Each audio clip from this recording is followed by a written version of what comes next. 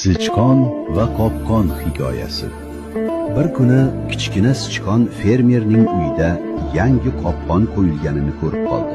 U qattiq qo'rqib ketdi va darhol tovuqning oldiga yugurib bordi. Uyga qopqon qo'yishibdi. Hammamizga xavf tug'ildi. Tovuq esa beparvo javob berdi. Bu sening muammoing, sichqon.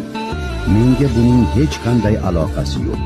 Sichqon keyin qo'yning oldiga bordi. Iltimos, yordam ber. Uyda qopqon bor. Qo'y bosh chayqab dedi. Senga achinaman, lekin bu mening tashvishim emas.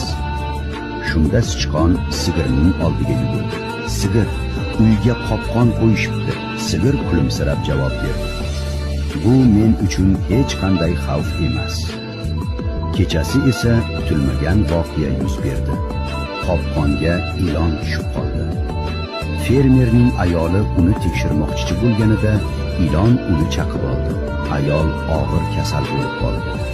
Unga sho'rva pishirish uchun fermer tovuqni so'ydi. Kasallik uzoq davom etdi. Qarindosh urug'lar yordamga kela boshladi. Mehmonlarni ovqatlantirish uchun fermer qo'yni so'ydi.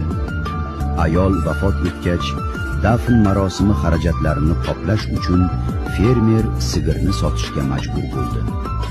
Butun bu voqealarni esa sichqon devor tirqishidan jimgina kuzatib turardi.